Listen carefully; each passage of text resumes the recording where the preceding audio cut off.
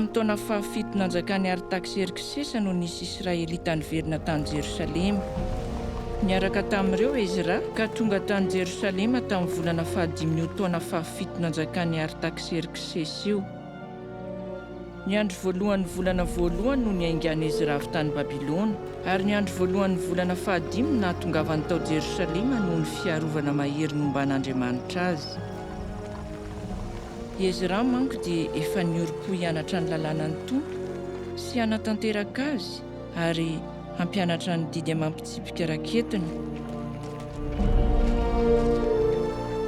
Izao ny kopian'ilay taratasy nomeny Artaxerxes an'i Ezra mpisorona, izay mpahay lalàna, fatra-pahalala ny atsipirian'ireo didy amandalan'ny Tompo ho an'ny Israely.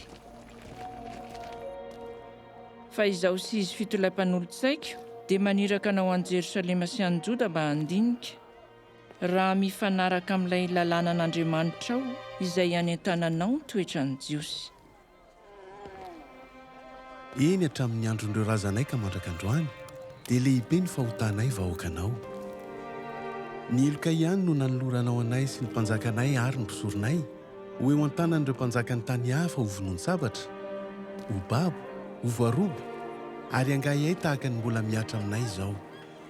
Ry Tompo Andriamanitra Israely eo, miantra ianao, ka mbola misy sisa afaka ihany izahay amin'izao anio izao. Indreto izahay vesara ny fahotanay eto anatrehanao, na dia tsy tokony hisy ajanona eto anatrehanao aza noho izany.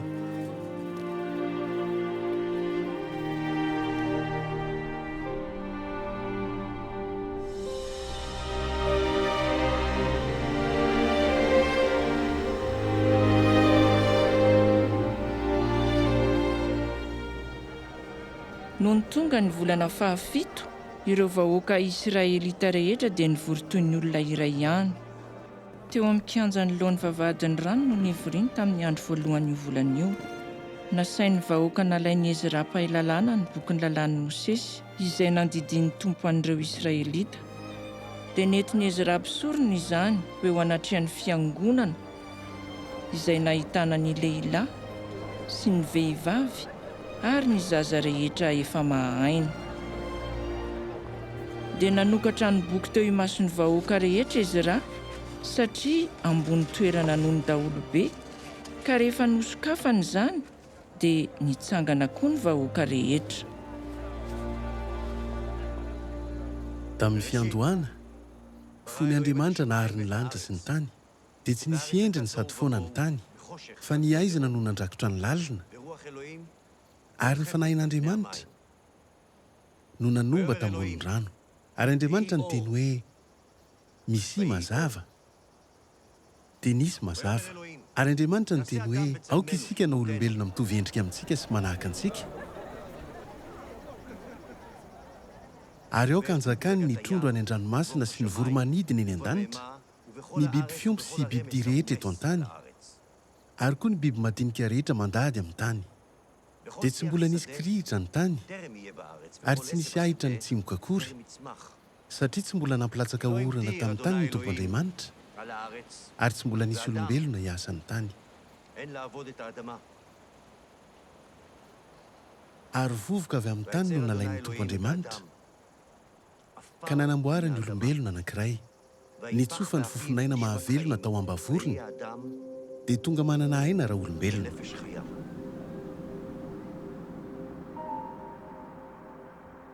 Avy eo dia novolen'ny Tompo Andriamanitra zaridaina tao Edena, tany atsinanana, mba hametrahany andra olombelona izay namboariny. Nampaniry karazan-kazo tsara tarehy fihinam-boa teo amin'ny tany ny Tompo Andriamanitra.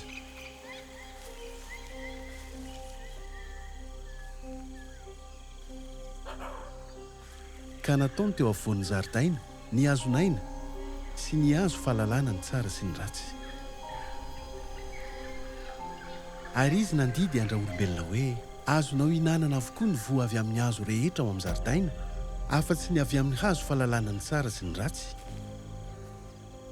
satria amin'ny andro izay hinananao azy dia ho faty tokoa ianao.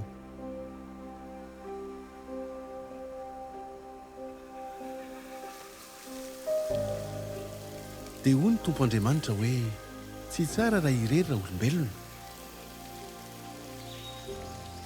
fa aoka hanaovako mpanampy sahaza azy izy.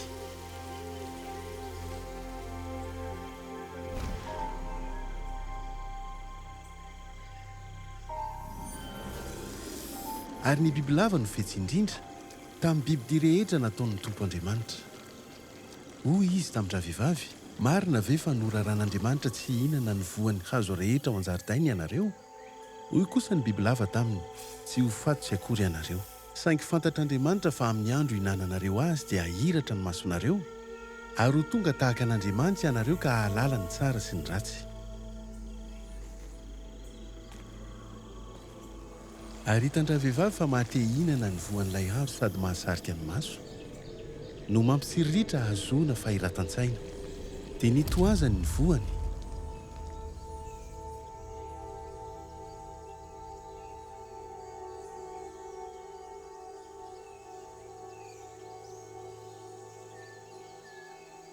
Ka nohaniny.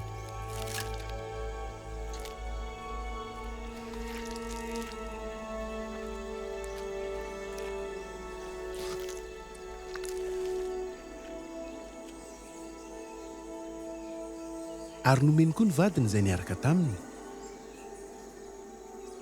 ka nihinana. Dia nahiratra ny mason'izy mivady, ka fantany fa mitanjaka izy.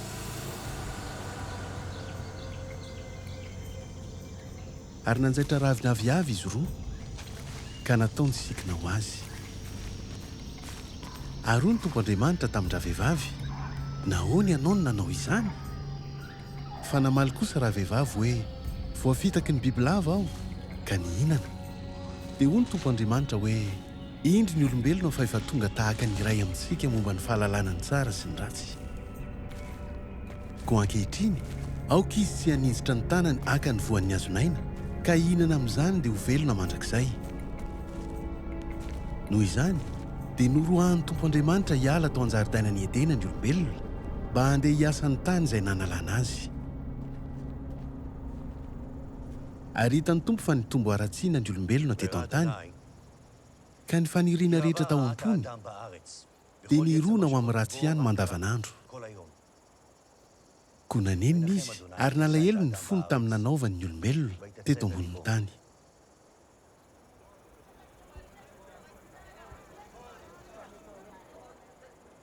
Dia hoy izy hoe, ho foanako tsy hisy ambonin'ny tany ny olombelona izay nohariako, sy ny biby rehetra na lehibe na kely, hatramin'ny voromanidina, satria manenina aho tamin'ny nanaovako ireo. Indro aho hahatonga safotra ny lehibe mba hamongorana izay rehetra manana aina ty ambany lanitra, ka ho levona avokoa izay rehetra eny ambonin'ny tany. Maty avokoa izay rehetra nanam-pofinaina tamin'ny vavoro ny teny an-tanety. Dia nofohanan'Andriamanitra ny zava-mananaina rehetra teny ambonin'ny tany, nanomboka tamin'ny olona ka hatramin'ny biby lehibe sy kely mbamby ny voromanidina. Dia nofohanan'Andriamanitra tsy ho amin'ny tany ireny, fa inoa irery ihany mba amin'izay niaraka taminy tao anatin'ny sambo fiara no sisa tavela. Ary io koa Andriamanitra tamin'ny ho asy ireo zanany lahy niaraka taminy, izao no fanekam-pihavana na ahoroko aminareo, tsy hisy rano avy amin'ny safodrano intsony handripaka ny nofo rehetra, ary tsy hisy safodrano hanimba ny tany intsony mandrakizay. Ny zanaka lahy ny Noa izay nivoaka avy tao amin'ny sambo fiara dia i Sema sy Hama ary Jafeta. I Hama no rainy Kanahana. Izy telo lahy ireo no zanaka Noa, ary avy tamin'ireo no niparitahan'ny olombelona eran-tany. Ny zanaka lahy ny Sema dia i Elama, i Asora, i Arpaksada sy i Loda ary i Arama. I Arpaksada no rainy Sela, ary i Sela no rainy Ebera. I Sela no rainy Ebera, i Ebera no rainy Pelega, i Pelega no rainy Rehu, i Rehu no rainy Seruga, i Seruga no rainy Nahora, i Nahora no rainy Tera, i Tera no rainy Abrahama, izay antsoina koa hoe Abrahama. Hoy ny Tompo tamin'ny Abrahama, miala amin'ny taninao sy ny fianakavianao ary ny tranorainao ka mankanesa any amin'ny tany izay asehoaka anao. Ataoko firenena lehibe ianao, hitay anao aho ka hampalaza ny anaranao, anjary fitahiana ho an'ny hafa ianao. Ho tahiako izay mitahanao, fa ho zoniko kosa izay manozana anao. Amin'ny alalanao no hitahiana ny firenena rehetra eran-tany.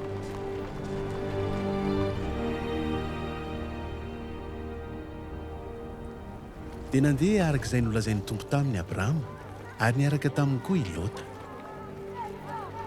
Tokony ho 570 taona i Abrahama fony izy niala tany Harana.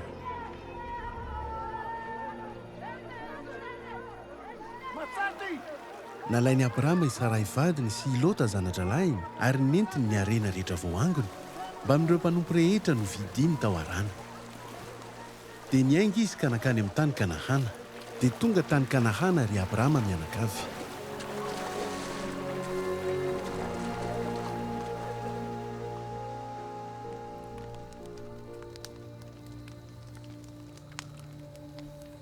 Taorian'ireo zavatra ireo dia niseho tamin'ny Abrahama ny tompo ka niteny taminy hoe: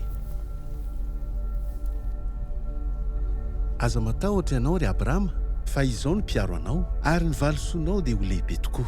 Fa namaly Abrahama hoe: i Eliezera mpitandrina ny ato an-tranoko no andova satria ianao tsy nanome ahataranaka. Dia nentin'ny tompo nivoaka teny ivelan'ny tranolay izy ka nilazany hoe: jereo ange ny lanitra ary isao ny kintana raha afaka manisa azy ianao.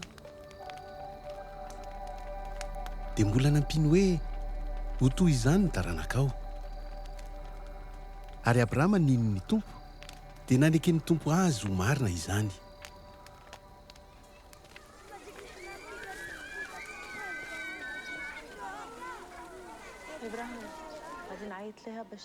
Ary Sarai vadiny Abrahama dia tsy niteraka fa momba. Nefa nanana mpanompo vavy Ejiptianina atao hoe Agara izy. Nalain'i Sarai vadiny Abrahama i Agara, izay Ejiptianina mpanompo vaviny, ka nomeny any Abrahama mba ho vadiny. Ary efa 10 taona no nipetrahany Abrahama tao amin'ny tany Kanahana tamin'izay.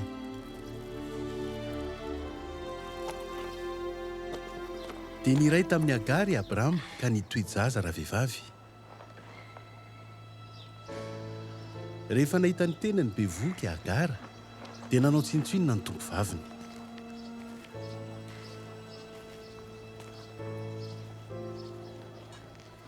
Ary Sarai tamin'ny Abrahama: manodiavanao ny fahoriako, nomeko andefa mandronao ny mpanompo vaviko. Ka noho nahita ny tenany bevoky izy dia nanao tsinotsinona. Koa aoka ny tompo hitsara asy ianao. Fa namaly Abrahama nanao hoe: indro ny mpanompo vavinao, eo ambany fahefanao izy ka ataovy izay tianao atao aminy. Dia nampahoriany Sarai i Agara ka nitsoaka nandositra. Hitan'ny anjelin'ny tompo teo akaikin'ny loharano iray tao an-tany efitra izy. Dia teo amin'ny lalana mankany Sora.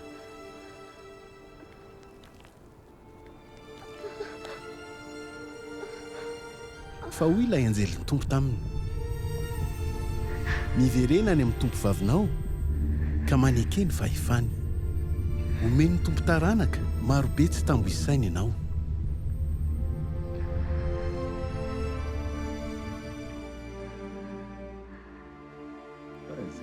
Dia niteraka zazalahy Agara ka nataony Abrahama hoe Jismaela ny anarany.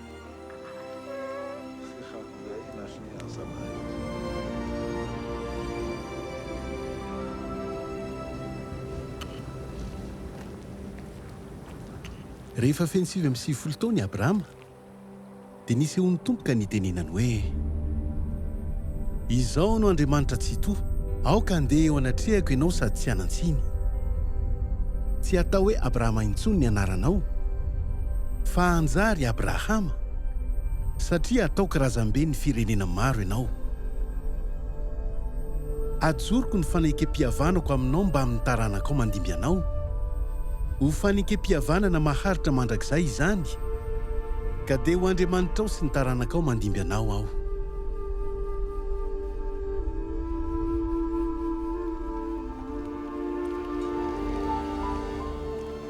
dia hoy koa Andriamanitra tamin'ny Abrahama: i Sarai vadinao dia tsy antsoina intsony hoe Sarai, fa atao hoe Sara ny anarany. Ho tahiko izy ary homeko zanaka lahy avy aminy koa ianao. Ho tahiko izy ka ho tonga razambe ny firenena maro, ary izy mpanjakam-pirenena avy amin'ny taranany.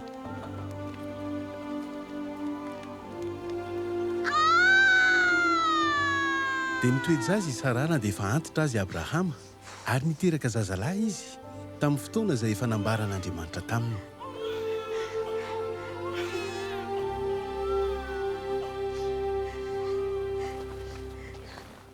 Nataony Abrahama hoe hitsehaka ny anaran'ilay zazalahy nateraka Sara ho azy.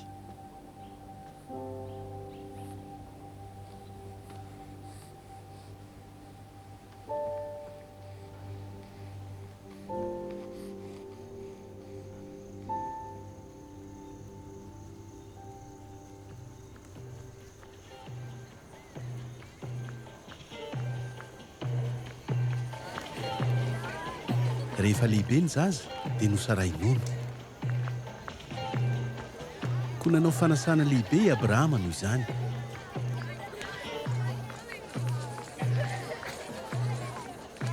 Indray andro dia hitany Sara ny lalao ny zanaka lahiny Agara Ejiptianina izay naterany ho an'i Abrahama. Ka hoy Sara tamin'ny Abrahama: roa io mpanompo vavy io sy ny zanany, satria tsy tokony handova miaraka amin'ny tsehaka zanako ny zanany. Nampalelo an'i Abrahama loatra izany teny izany, satria zanany koa izy Ismaela. Nefa hoy Andriamanitra tamin'ny Abrahama: aza malahelo ny amin'ny zazalahy sy ny mpanompo vavinao, fa ekeo izay rehetra nolazainy Sara taminao. Amin'ny alalan'ny tsehaka manko no isiany taranaka hitondra ny anaranao. Kanefa ilay zanaka lahy ny mpanompo vavinao koa dia hataoko tonga firenena, satria taranakao izy.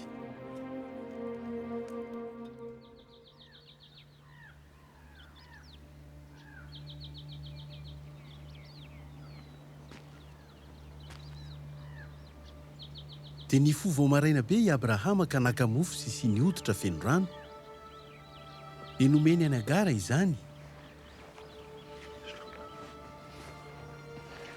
sady napetrany teo antsorony, ary natolony azy koa ny zaza.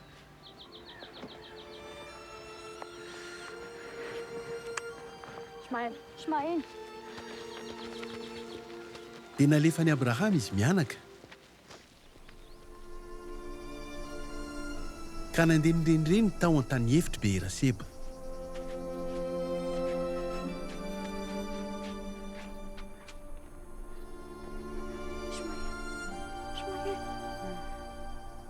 Rehefa tapitra ny rano tao amin'ny siny hoditra, dia navelany Agara teo am-pototry ny hazo iray ny zaza. Dia lasa izy nipetraka tandrifiny tery lavidavitra tokony ho tratry ny zana-tsipika, fa hoy izy anakapo hoe aza hitako anie izay hahafatesany zaza. Fony nipetraka tandrifiny zaza izy, dia nanandra-peo ny tomany. Nefa henon'Andriamanitra ny kikika ny zaza, koa ny antso any Agara avy any an-danitra ny anjelin'Andriamanitra nanao taminy hoe: inona no mahazo anao ry Agara? Aza matahotra. Fa efa henon'Andriamanitra ny kikika ny zaza eo amin'ny toerana eo. Mitsangana, ndeha hareno ny zaza ka tantana, fa ataoko tonga firenena lehibe izy.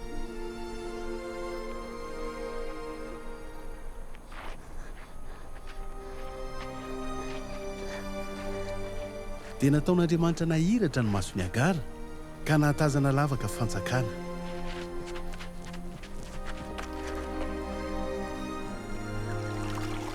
Dia lasa izy nameno rano sy ny hoditra, ary nampisotro rano ny zaza.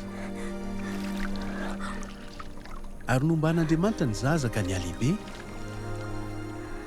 ary nonona tany an-tany efitra ka lasa mpandefa tsipika mahay.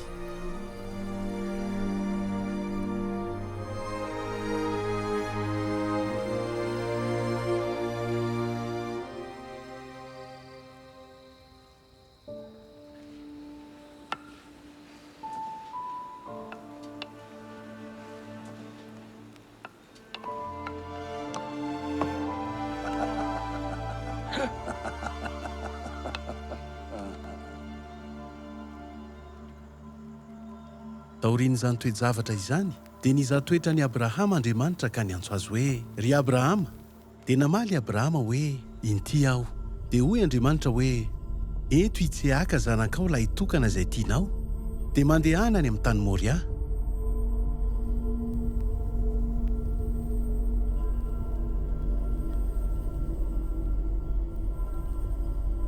Eo ambony tendrombohitra anankiray izay ho lazaiko anao ka atoloro sorona dorana eo izy.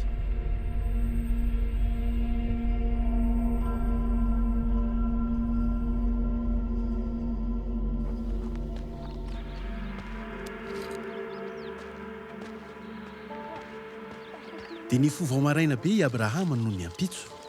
Namaky kitay anaovana sorona izy. Dia nanisy lasely ny borikiny ary niainga ho any amin'ny toerana izay voatondron'Andriamanitra.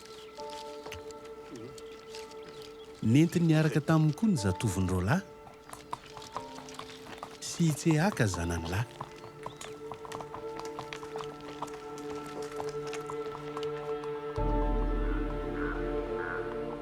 Noho ny afaka ampitso maraina dia tazany Abrahama tery lavitra tery ny tendrombohitra izay alehany.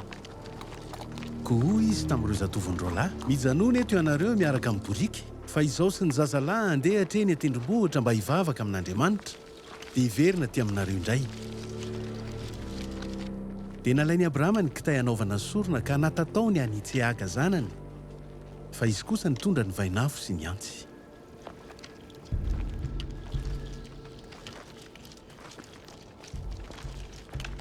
Ary raha mbola niarana andeha izy mianaka dia hoy Itsiaka tamin'ny Abrahama rainy, dado,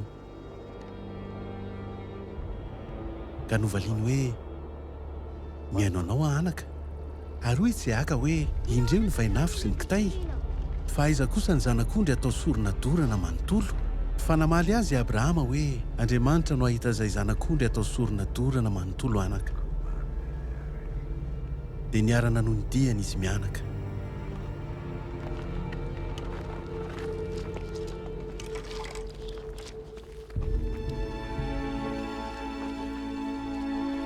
Rehefa tonga teo amin'ny toerana izay voatondron'Andriamanitra izy ireo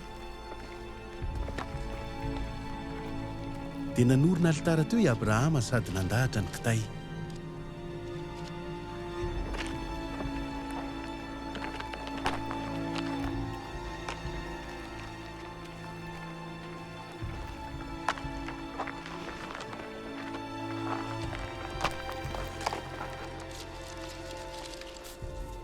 Dia namatotra ny Itsiaka zanany izy ka nametraka azy teo amin'ny alitara, teo ambony kitay.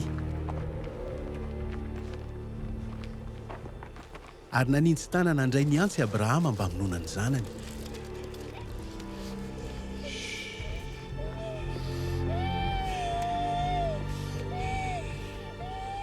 Fa niantso azy avy any an-danitra ny anjelin'ny Tompo ka nanao hoe Abrahama ô, Abrahama ô. Hoy kosa ny navalin'ny Abrahama azy, inty aho. Dia hoy indray ilay anjely, aza manintsy tanana amin'io zazalahy io ianao.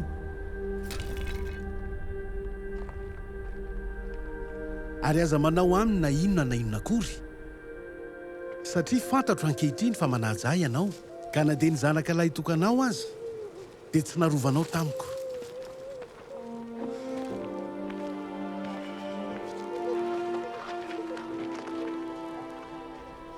Dia nanompo maso i Abrahama ka nahatazana ondry lahy iray voasarikotry ny kirihitrana ny tandrony.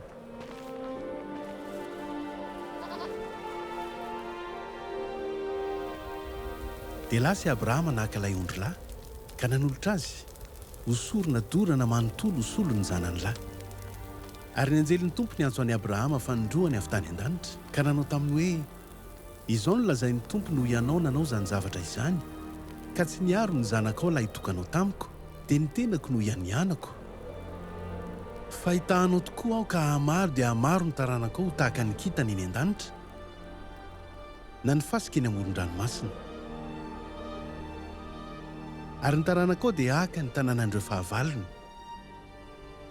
Amin'ny alalan'ny taranakao no hitahiana ny firenena rehetra eto an-tany, satria ianao ny hain'ny feoko.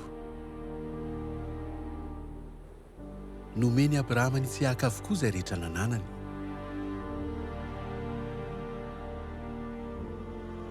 Dia nialaina izy ka maty tamin'mpahanterana rehefa fotsivolo tsara sy vokiandro ary voakambana tamin'ny razana. Izao no tantarany Iseaka. Rehefa feno 7 taona izy dia nanambady an'i Rebeka, anabaviny Labana sady zanaka vaviny Betuela izay Aramianina tao Padana Arama.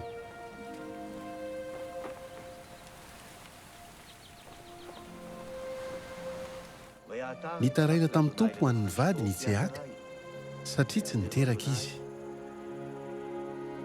Dia nohenohy ny tompo ny fitarainany ko nitoejazy Rebeka vadiny. Noho ny tonga ny andro iterahany dia niteraka zazakambana tokoa i Rebeka.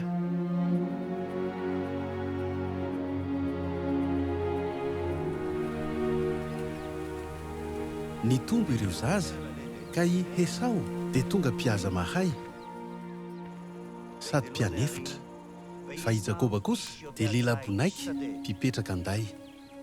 Dia hoy Andriamanitra tamin'i Jakoba, i Jakoba no anaranao, nefa tsy atao hoe Jakoba intsony ianao, fa atao hoe Israely.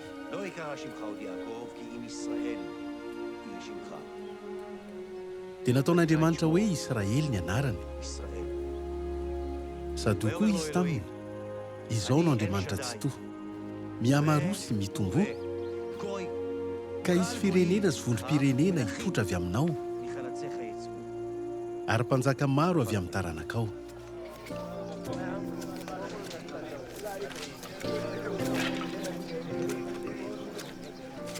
Tiany Jakoba mihoatra noho ireo rahalahiny rehetra i Josefa, satria zanaky ny fahanterany, ka nanaovany akanjo tsara tarehy.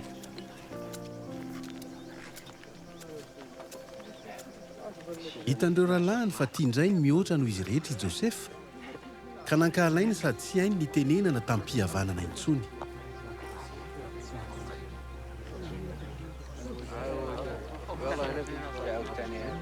Indray mandeha dia nanonofy Josefa, ary notantarainy tamin'ireo rahalahy ny nofiny, ka vao mainka niampy ny fankalan'ireo azy. Hoy izy tamin'ireo, azafady, eno ange ty nofiko ty e? Teny ampivoatambaro hono isika, ary teo ampamezam-bary indrindra no indro ny fehezam-baroko nitsangana sady nijoro mahitsy. Fa ny fehezam-barinareo kosa na niditona sady niankohaka teo anatrehan'ny fehezam-baroko.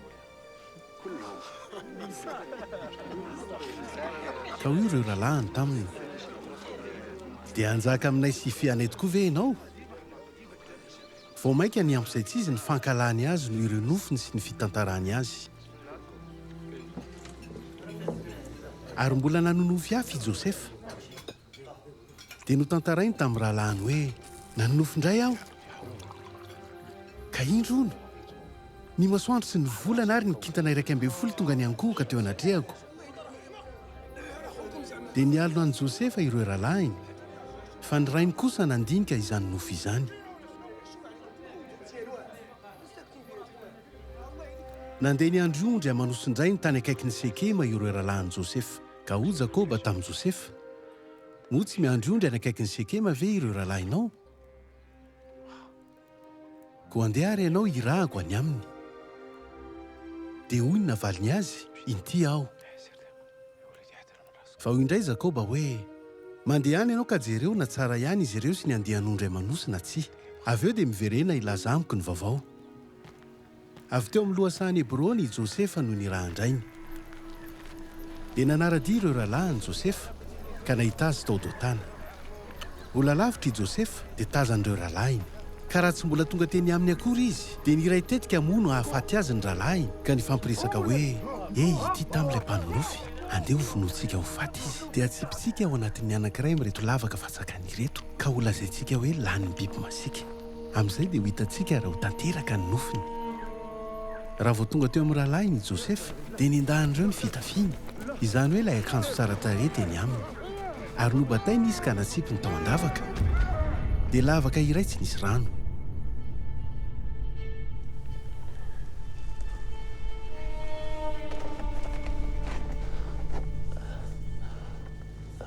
Avy eo dia nipetraka ninan'ireo, ary nitazana ka nahatsinjo andihana Jismaelita nandalo avy any Gileada. ny tanjozotra nidina ho any Ejipta.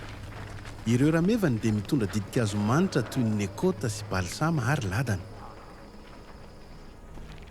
Dia hoy Joda tamin'ireo rahalahy, inona moa ny tombontsoa antsika? Raha vonoantsika ho faty ny rahalahintsika ary afentsika ny fahafatesana.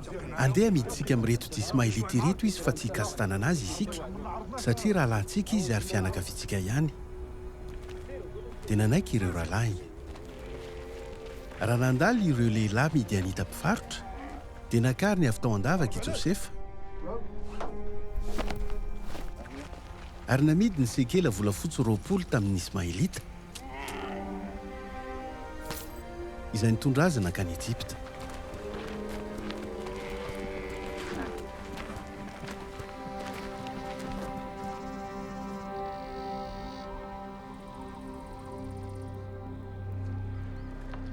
Nalain'ireo rahalahy ny akanjon'i Josefa. Avy eo dia nalefa tany amin'ny rainy niaraka amin'ny hafatra hoe, ity no hitanay, ka fantaro raha akanjon zanakao ity na tsia. Fantatry Jakoba fa any Josefa io, koa ny antsoantso izy hoe, akanjon zanako tokoa ity. Noviravirainy biby masika i Josefa, ary laniny.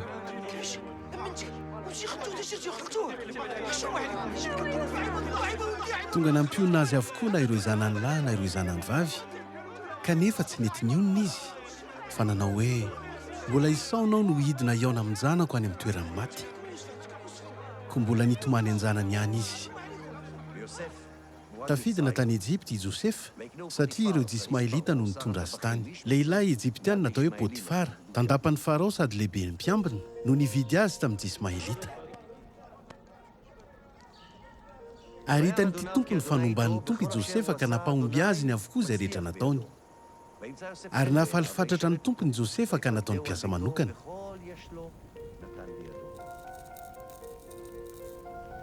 Dia nomeny andraketany tao an-tranony sy izay nananany rehetra. Noho izany dia navelany teo am-pelantanan'i Josefa avokoa ny fananany rehetra, ka tsy nihevitra na inona na inona intsony Potifara afa-tsy izay sakafo ho an'ny tenany ihany. Tovolahy tsara tarehy sady bikana i Josefa. Taorian'ireo zava-niseho ireo, dia nangata-maso tamin'i Josefa ny vadin'ny tompony, ka nanao taminy hoe, avy andry amiko.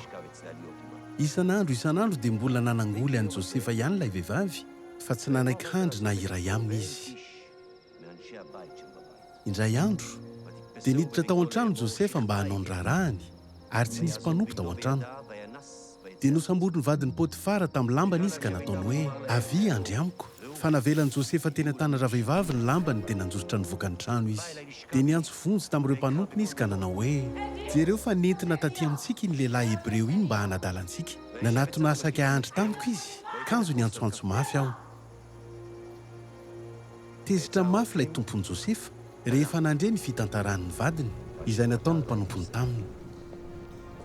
Koa nasain'ny Potifara nosamboriny i Josefa, sy nasainy no hidiana tao am-ponja izay nisy ireo mpigadra meloka tamin'ny mpanjaka.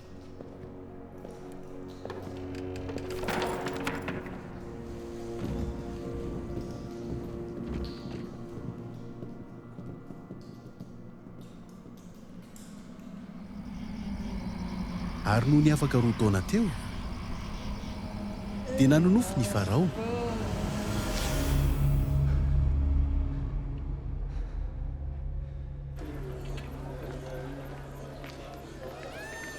Noho ny maraina, dia nampiantso ny mpimasy sy ny olon-kendry rehetra tao Ejipta ny Farao satria feno tepitepy. No tantarainy tamin'ireo ny nofony, kanefa tsy nisy nahalaza ny heviny. Tamin'izay no niteny tamin'ny Farao ilay lehibe ny mpandroso zava-pisotro ka nanao hoe, tompoko lahy, tsaroako ankehitriny ny fahatosoako. Indray mandeha dia tezitra mafy tamin'ny lehibe ny mpanao mofo sy tampoka mpanomponao ianao, ka nampanao anay an-tranomaizana tao amin'ny lehibe ny mpiambina. Samy nanonofo izahay roa lahy indray alina, ary samy nanana ny heviny avokoa ny nofinay. Tao an-tranomaizana niaraka taminay dia nisy zatovolahy Hebreo, izay nanompo ny lehibe ny fiambena-mpanjaka. No tantarainay azy ny nofinay, ka nambarany taminay avy ny heviny sy ny dikany. Koa arak'izay efa nambarany taminay tokoa no niseo, niverina ho amin'ny asako aho, ary ilay lehibe ny mpanao mofo kosa na antony dia nampanatsony ny farao i Josefa.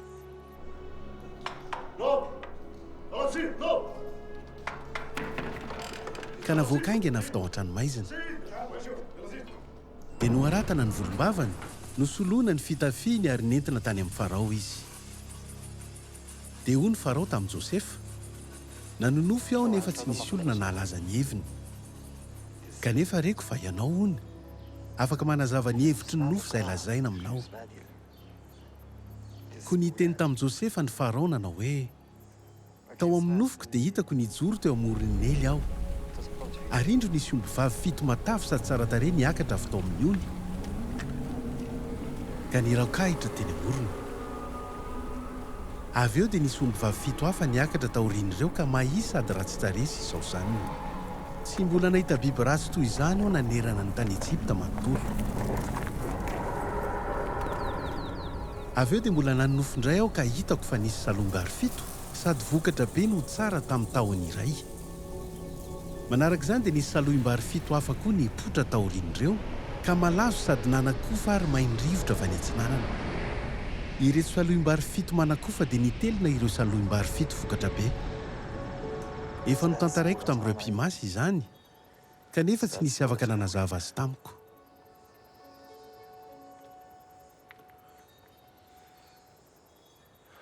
Indro izy 7 taona zina tokoa manerana ny Ejipta manontolo. Avy eo dia isy taona 7 mosarena ndimby azy. Ka ho adiny ny fahavokarana be nanerana ny Ejipta fa hamely ny tany kosa ny mosary.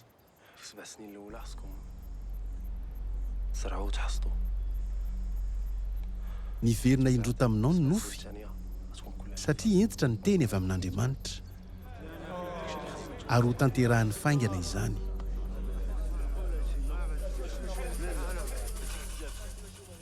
Dia hoy izy tamin'i Josefa, satria nampahafantarin'Andriamanitra anao izany rehetra izany dia tsy misy olo-kendry sy manan-tsaina toa anao. Jereo fa efa nomeko anao ny fahefana amin'ny Ejipta manontolo. Dia nisorony farao teny an-tanany ny peratra mahampanjaka ka napetra ny teny an-tanan'i Josefa sady nampitafiany akanjo rongony fotsy madinika izy ary napetra ny teny amboziny rojo volamena.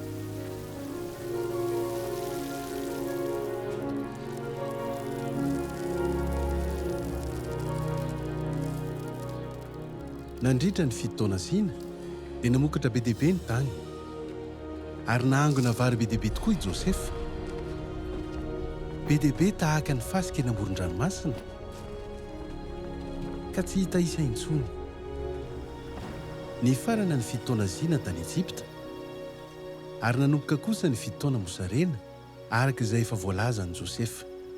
Niatra tamin'ny tany rehetra ny mosary fa nanerana ny Ejipta kosa nisy tahirim-bokatra. Noho ny nanomboka mosarena ny tany Ejipta manontolo dia nitaraina sakafo tany amin'ny farao ny vahoaka. Ka hoy ny farao tamin'ny Ejiptianina rehetra, mankanesa any amin'ny Josefa ka ataovy izay ho lazainy aminareo. Tonga tany Ejipta koa ireo avy any amin'ny tany hafa rehetra mba hividy vary amin'ny Josefa satria efa namely mafy ny mosary manerana ny tany. Dia tonga hividy vary tany Ejipta toy ny hafa ireo zanaka lahin'i Jakoba, fa tratry ny mosary koa ny tany Kanahana. Vao hitan'i Josefa ireo rahalainy dia fantany. Saingy mody niseho vahiny taminy kosa i Josefa sady nandraona azy hoe, avy aiza moa ianareo? Hoy kosa ireo hoe, avy any amin'ny tany Kanahana izahay, tonga mba hividy sakafo. Koa fantatry Josefa ireto rahalainy, fa izy ireo kosa tsy nahafantatra azy. Tsaroany Josefa ny nofony momba azy ireo, ka hoy indray izy hoe, pitsikilo ianareo, izaho izay toerana mora hanafihana eto amin'ny tany no nahatogavanareo. Fa novaliany hoe, tsy tompoko, tonga mba hividy sakafo fotsiny izahay mpanomponao. Zanak'olona iray ihany izahay rehetra ireto, olo marina fa tsy mba pitsikilo akory izahay mpanomponao.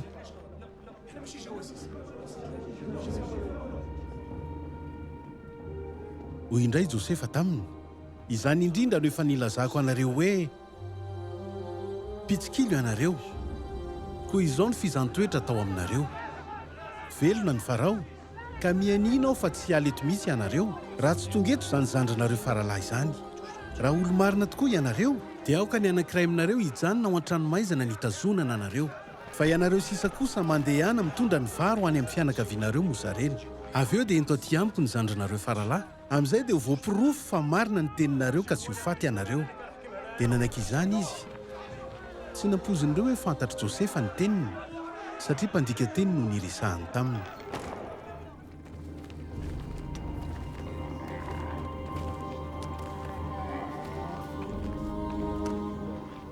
Ary nohonymby teo amin'ny toerana andriany ariva izy ireo dia nosokafan'ny anankiray ny kitapony mba hanomezany sakafo an'ny borikiny.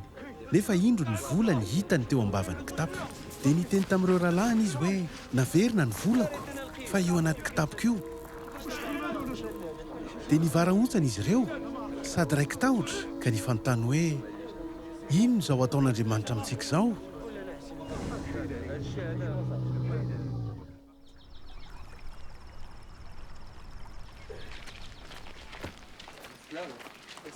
No nitonga tany Kanaana teo amin'ny Jakoba rainy izy ireo dia nitantara taminy zavaniseho rehetra ka nanao hoe ilay lehilahy tompony tany dia nandrahona anay ka nilaza anay ho mpitsikilo. Ka hoy Jakoba tamin'ireo zanany, raha izany ary dia izao no ataovy. Mitondrà ny kitaponareo zavatra tsara vokatry ny tany mba hataonareo fanomezana ho an'ilay Ejiptianina. Mitondrà zava-manitra isan-karazany, menaka manitra, ladana, tantely, voamboatavo ary amandy.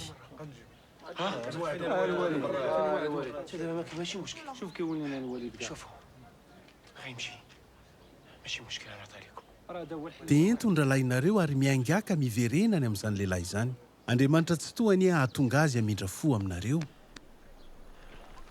Ka hamelany Benjamina sy Simeona hiverina hiaraka aminareo. Fa zaho dia tsy momban-janaka aho tahaka ny tsy nanan-janaka mihitsy. Dia nentin'izy mirala avy ny fanomezana sy ny vola ary koa i Benjamina. Dia niainga izy niara-nidina nakany Ejipta ka niseho teo anatrehan'i Josefa.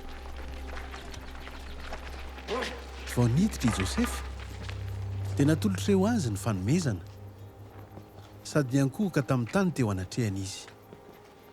Dia nanontany ny fahasalaman'izy ireo Josefa sady nanampy hoe ary mba manao ahoana ilay rainareo efa antitra izay nolazainareo tamiko? Moa mbola velona ihany ve izy? Ka hoy navaliny azy, salama tsara ilay mpanomponao sady rainay ary mbola velona izy. Dia niondrika sy niankohaka ireo. Ary nanompo maso i Josefa ka nahita ny Benjamina rahalahiny izay iraireny aminy dia nanao hoe io moa izany ilay zandrinareo faralahy nolazainareo tamiko? Ary dia nampiany Josefa hoe Andriamanitra ny tahanao anaka.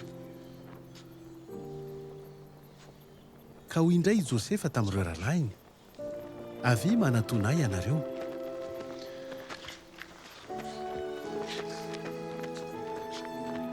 Dia nanatona ireo. Ary io koa Josefa hoe izao ny Josefa rahalahinareo izay namidinareo mba hoentina aty Ejipta. Ary ankehitriny aza malahelo natezitra tamin'ny varotanareo toy izao fa Andriamanitra no nandefa mialota aty mba hamonjy aina. Efa 4 taona izao no nisiany mosary teto amin'ny tany Ejipta, kanefa tao anatin'ny 5 taona dia tsy mbola isy ny fiasan-tany na fijinjana. Andriamanitra no nandefany alohanareo tamin'ity tany ity mba tsy hahalany taranaka anareo ary mba hamelomana ny ainareo ka famonjena lehibe izany. Tsy ianareo no nandefay taty fa Andriamanitra mihitsy. Ary mbola izy ihany no nametraka ho mpandraharaha faratampon'ny Farao sy ho mpanapaka izay rehetra ao an-tranon'ny Farao ary ho mpitondra ny Ejipta manontolo. Ko miakara aingana ho any amin'ny dady ianareo ka lazao aminy hoe izao no lazain'i Josefa zanakao. Andriamanitra efa nametraka ho tompony Ejipta manontolo. Ko midina ty amiko fa aza mitaretrretra. Tao amin'ny faritra tsara indrindra tany Ejipta, tao amin'ny faritra manodidina ny Ramsesa, no napetraka Josefa ny rainy sy ireo rahalahiny araka ny baikon'ny Farao ary nomeny zaratany. Nipetraka tany Ejipta tao amin'ny faritra Gosena ny Israelita. Nahazo zaratany tao izy dia niteraka ka nihamaro fatratra. Taty aoriana dia maty Josefa sy ireo rahalahiny ary ny taranaka indray nihira taminy. Mpanjaka vaovao kosa no nanomboka nanjaka tany Ejipta tamin'izay ka tsy nahalala an'i Josefa. hoy izy tamin'ny vahoakany. Jerenao rehefa betsaka ny vahoaka israelita sady mahiry noho isika. Koa tsy maintsy hitadiavana tetika amerana ny isany. Rehefa misy ady manko dia omba ireo fahavalitsika izy ka hiady amintsika ary hiala ny tany. Dia nanendry lehibe ny asa fanompoana ny Ejiptianina mba ampikohy ny Israelita amin'ny asa mafy. Koa nanangana ny tanàna Pitoma sy Ramsesy ny Israelita mba ho fitahirizam-bokatra ho an'ny Farao. Kanefa arakaraka ny namoretana azy no voamaiky ny tombony sy nahazoany vahana ka natahorany ny Ejiptianina azy. Nampanompon'ny Ejiptianina mafy tokoa ny Israelita. Fa ny Farao kosa dia nandidy ny vahoakany rehetra ka nanao hoe atsipazo amin'ny olonely ny zazalahy Hebreo rehetra raha voateraka, fa ny zazavavy kosa velao velona. Nisy lehilahy iray anisan'ny fokon'ny Levi nandeha naka vady tao amin'ny mpiray foko aminy. Bevohoka raha vehivavy ka niteraka zazalahy. Hitany fa tsara tarehy ilay zazalahy ka nafeny nandritra ny 3 volana. Taorian'izany rehefa tsy afa-nanafina azy intsony izy dia naka sobika zozoro izay nohosorany dity mineraly sy ditin-kazo dia napetrany tao ny zaza. Ary tao anatin'izany sobika izany no nanaterany azy teny amoron'ny ely teo anivon'ny bararata.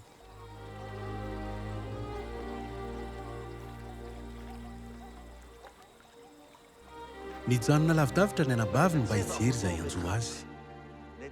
Taoriana kely dia nidina taon'ny ely mba handro ny zazavavin'ny Farao, ary ireo mpanotrona azy kosa nitsangatsangana teny amoron'ny ony. Nahatazana ilay sobika teo anivon'ny bararata izy ka naniraka ny mpanompo vaviny iray haka azy. Nosokafan'ny andriambavy ilay sobika ka inty hitany tao zazalahy kely mitomany. Ary honena azy izy ka niantso hoe zanak' Hebreo ity.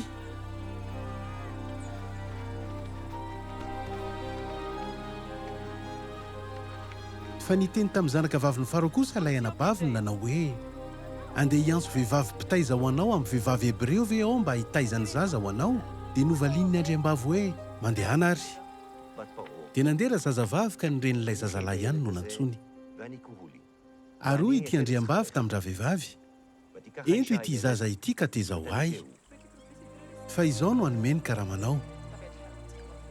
Dia nalaindra vehivavy ny zaza ka notezainy. Ary rehefa lehibe ny zaza dia nentiny tany amin'ny zanaka vavin'ny Farao ka nanjary zanany. Dia hoy ity andriambavy hoe antsoko hoe Mosesy izy satria avy tamin'ny rano nisy ariako azy. Indray andro no nefa lehibe Mosesy dia niaingana kany amin'ireo mpiray firenena aminy ka nahita azy tao anatin'ny fanompoana mafy. Hitany fa nisy lehilahy Ejiptianina iray nikapoka Hebreo iray isan'ny mpiray firenena aminy. Nijerijery manodidiny Mosesy ka hitany fa tsy misy olona. Dia novonono faty ilay Ejiptianina ary nasitrany tao anaty fasika.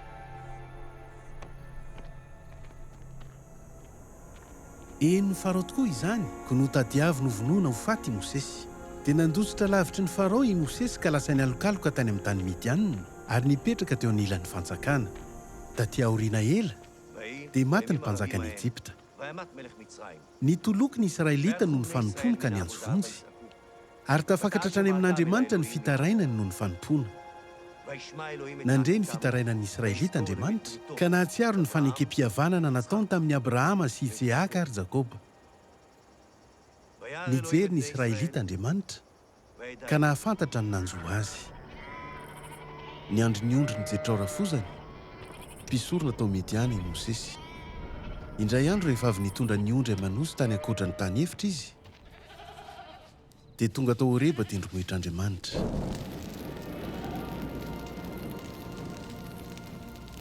Tao izy no nisehoan'ny anjelin'ny tompo tanaty lelafo teo afovoan'ny roimemy anankiray.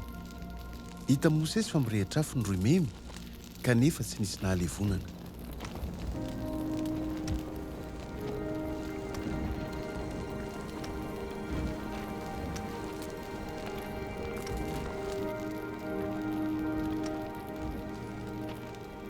Rehefa hitan'ny tompo fa nanatona mba izay i Mosesy dia tao afovoan'ny roimemy izy no niantso azy nanao hoe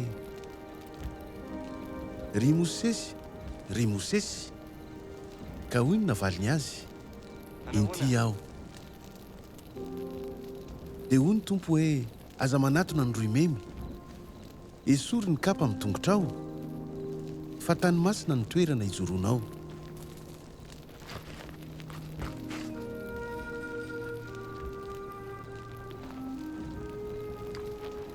Izao no Andriamanitry ny rainao, Andriamanitry Abrahama sy Iseaka ary Jakoba. Dia nisarotavy Mosesy fa natahotra ny hijery an'Andriamanitra. Ary hoy ny tompo hoe efa hitako tokoa ny fahorian'ny vahoakako any Ejipta ary efa reko ny fitarainany noho ny famelezan'ireo mpampahory azy. Eny, fantatro ny fijaliany.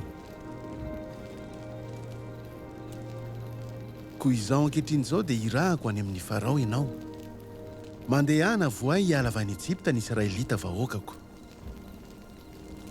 Fa hoy Mosesy tamin'Andriamanitra, sy inona moa aho no hankany amin'ny Farao ka hamoaka ny Israelita hiala avy any Ejipta? Ka hoy Mosesy tamin'Andriamanitra, eny ary fa hankany amin'ny Israelita aho izao ilaza aminy hoe ilay Andriamanitry ny razanareo no naniraka aho aty aminareo. Saingy anontany ihany ianaranao izy. Koa inona no havaliko azy? Dia hoy Andriamanitra tamin'i Mosesy, izao no olona hiatr'izay ka ho mandrakizay. Koa izao no lazainao amin'ny Israelita, ilay hatr'izay ka ho mandrakizay no naniraka aho aty aminareo. Dia namaly ny tompo i Mosesy ka nanao hoe tsy ino ahy ny Israelita ary tsy haino ahy, fa ilaza hoe tsy nisehoan'ny tompo akory ianao. Ary hoy ny tompo taminy, inona moa iny an-tananao iny? Dia novaliany hoe tehina. Ary hoy ny tompo hoe azo-pazo amin'ny tany iny. Dia natsipo Mosesy tamin'ny tany izany ka tonga bibilava. Nandositra azy Mosesy. Fa hoy ny tompo taminy, ahinjiro ny tananao ka sambory amin'ny rambony io. Dia nanintsy tanany Mosesy ka nitana azy tamin'ny rambony ary nanjary tehina teo an-tanan'ilay bibilava. Koa hoy ny tompo hoe izany dia mba hahatonga ny Israelita hatoky fa efa niseho taminao aho, Tompo Andriamanitry ny razany, Andriamanitry Abrahama sy Iseaka ary Jakoba.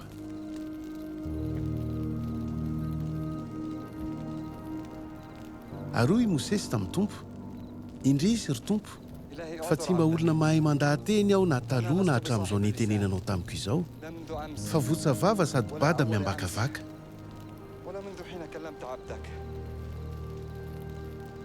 Fa hoy Mosesy hoe mifonao tompo,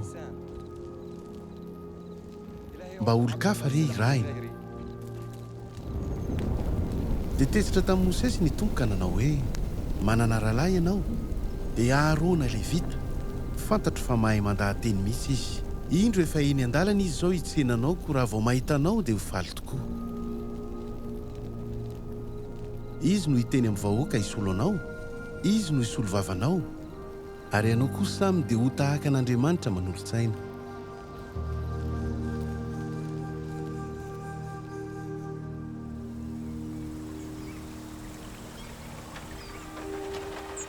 Hoy indray ny tompo tamin'i Mosesy, dinio fa efa nataoko eo am-pelantananao ireo zava-mahagaga isan-karazany. Koa rehefa tafaverina any Ejipta ianao dia ataovy eo anatrehan'ny Farao ireny. Izao kosa hanamafy ny fony ka tsy handefa ny Israelita izy.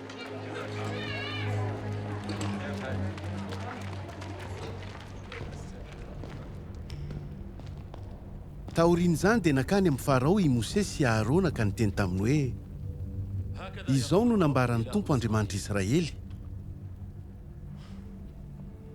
alefaso ny vahoakako mba hanao fety any an-tany efitra ho fanajana ahy.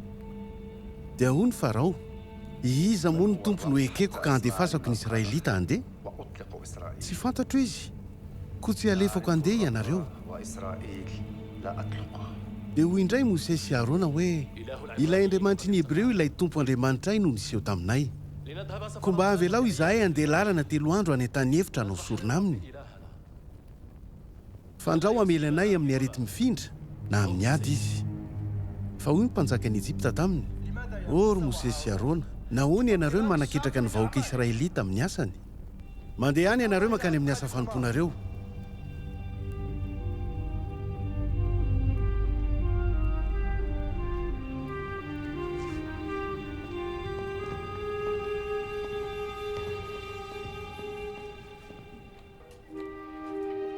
Androtriny ihany dia nomeny faraobaika ireo Ejiptianina lehibe ny asa fanompona sy ireo Israelita mpitandrindraha ka nilazany hoe amafisy fanompony ireo olona ireo dia hifototra amin'izany ka tsy hanonofinofo teny lainga. Dia niverina tany amin'ny Tompo Mosesy ka niteny hoe Tompo, nahoana no nampidozany ity vahoaka ity ianao?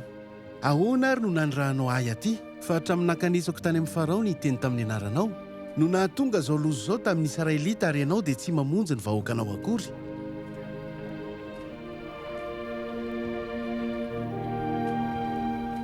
Fa namaly amin'ny Mosesy ny Tompo hoe ankehitriny vao hitanao izay ataoko amin'ny Farao, fa noho ny herintsandroko dia avelany andeha ny Israelita, eny. Noho ny herintsandroko dia horoahany hiala amin'ny taniny izy ireo. Efa reko ny fitarainan'ny Israelita amin'ny asa fanandevozana mpanaoviny Ejiptianina azy, ko nahatsiaro ny fanekym-pihavanako aho. Izao anefa namafy fo ny Farao, ka na dia maro azy ireo famantarana sy zava-mahagaga izay ataoko ao amin'ny taniny, dia tsy hainao nareo izy.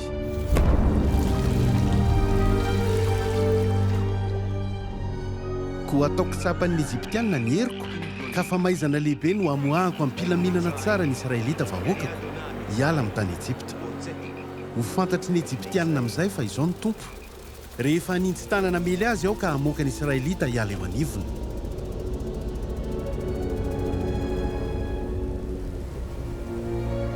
Hoy ny Tompo tamin'ny Mosesy, mbola asiako loza iray farany ny Farao sy ny Ejiptianina. Aorian'izany, vao alefany andeha ianareo, ary horoahany tanteraka azy ianareo, hiala eto. Ambarao amin'ny fiangonana Israelita manontolo hoe amin'ny fahafolon'ity volana ity dia samy maka zanak'ondry, iray avy isan-trano na isam-pianakaviana. Analanareo ny rany, ka hanosoranareo ny tolam-baravarana roa sy ny tataom-baravarana isan-trano hihinanana azy.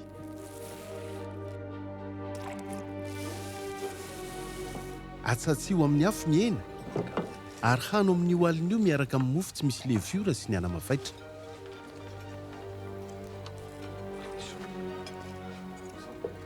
Ary toy izao no ataonareo rehefa mihinana azy. Asio sikina ny akanjonareo, anaovy ny kapanareo ary ataovy an-tanana ny tehinareo, dia hany faingana izany fa Pasika ho an'ny Tompo. Amakivaky ao amin'ny tany Ejipta ao amin'ny oalin'io, ka hamono lamatoa rehetra ho aminy manomboka amin'ny olona ka hatramin'ny biby fiompy. Ho tanterahako ny didim-pitsarana amelezana ny Andriamanitry ny Ejiptianina rehetra. Izao ny Tompo. Fa ho anareo kosa, ny raha dia ho famantarana ny trano izay itoeranareo. Ko raha mahita ny raha aho dia handalo fotsiny. Ka ny arety mandringana dia tsy ahazo anareo rehefa mamely any Ejipta aho. Noho ny tamin'ny sasakalina dia namono lamatoa rehetra tao amin'ny tany Ejipta ny Tompo, nanomboka amin'ny lamatoan'ny Farao izay nipetraka eo amin'ny seza fiandrianana, ka hatramin'ny lamatoan'ny babo tao an-tranomaizina, mba amin'ny voalohanteraky ny biby fiompy rehetra. Tamin'ny oalin'io dia nifono Farao sy ny tandapany, fa nisy fidradradradrana mafy nanerana ny Ejipta satria ny trano rehetra dia nisy maty avokoa.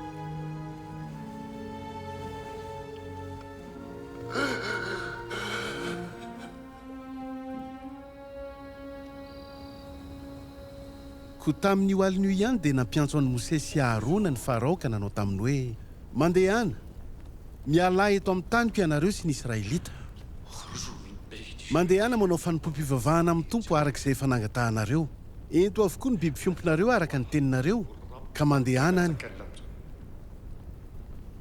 Ary mba tsofo rano koa aho.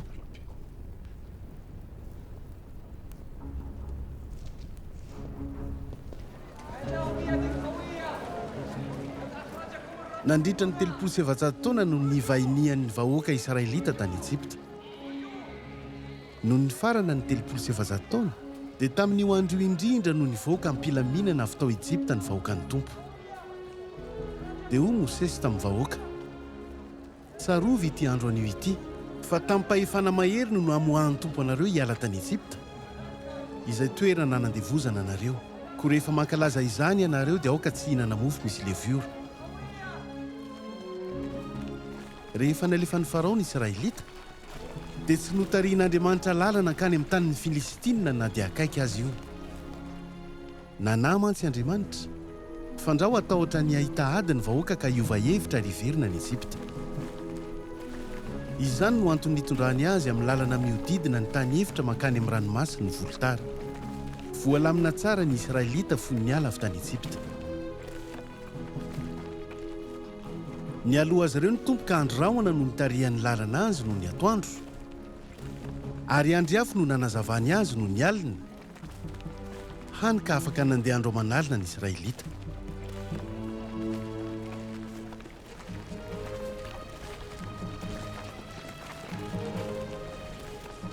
Ny teny tamin'i Mosesy ny tompo manao hoe ilazao ny Israelita mba hiverina hitoby eo akaikin'ny Pi-Hahirota, eo anelanelan'ny Migdola sy ny ranomasina. Ao no hanorenanareo toby mifanatrika amin'ny Bahala Tsefona eo akaikin'ny ranomasina. Dia hiteny ny Farao hoe voan'ny tamberin-tany ny Israelita ka voahidiny tany efitra.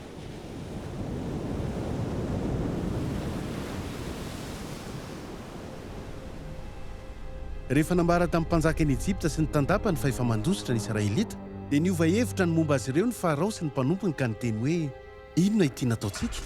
Nahoana no nalefantsika hiala tamin'ny fanomponantsika ny Israelita? Dia nasain'ny Farao nozogaina tamin'ny kalesy ny soavaliny ary nentina nanaraka azy koa ny tafiny. Ny tafika Ejiptiana niaraka amin'ny soavaliny rehetra sy ny kalesiny rehetra ary ny mpitaingina azy dia nanenjika ny Israelita ka nahatratra azy teo akaikin'ny Pi-Hahirota, mifanatrika amin'ny Bahala Tsefona izay nitobiny teo akaikin'ny ranomasina. Natompin'ny Israelita ny masony ka indreny ny Ejiptiana tamin'ny manenjika azy, ary ny Farao dia efa mbiakaiky. Raiky tahotra loatra ny Israelita ka niantsoantso ny tompo, sady niteny tamin'i Mosesy hoe moa tsy nisy fasana ve tany Ejipta no nentina ho faty aty an-tanefitra izahay? Izao ve no namohanao anay hiala tany Ejipta? Moa tsy izao zavatra izao ve no efa nilazany taminao tany Ejipta hoe avelao ilamina izahay hanompo ny Ejiptianina? Fa aleonay manompo ny Ejiptianina toy izay ho faty any an-tany efitra. Fa namaly azy Mosesy hoe aza matahotra ianareo, mahandrasa, fa ho hitanareo an'io ny famonjena ataon'ny tompo aminareo. Satria ny Ejiptianina izay hitanareo androany dia tsy ho hitanareo intsony na oviana na oviana. Ny tompo no hiady ho anareo, fa ianareo kosa angina fotsiny.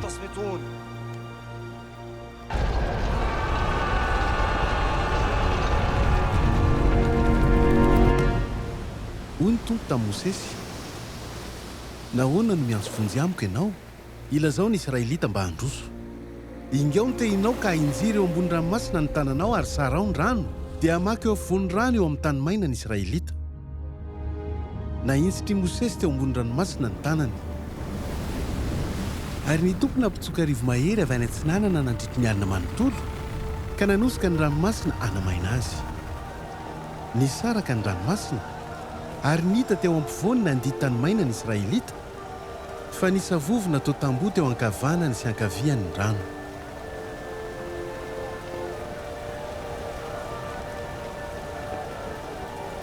Nanenjika azy ny Ejiptianina, ny soavalin'ny Farao rehetra mba amin'ny kalesiny sy ny mpitaingina azy, dia samy nitsofoka nanaraka azy ireo tao afovoan'ny ranomasina avokoa.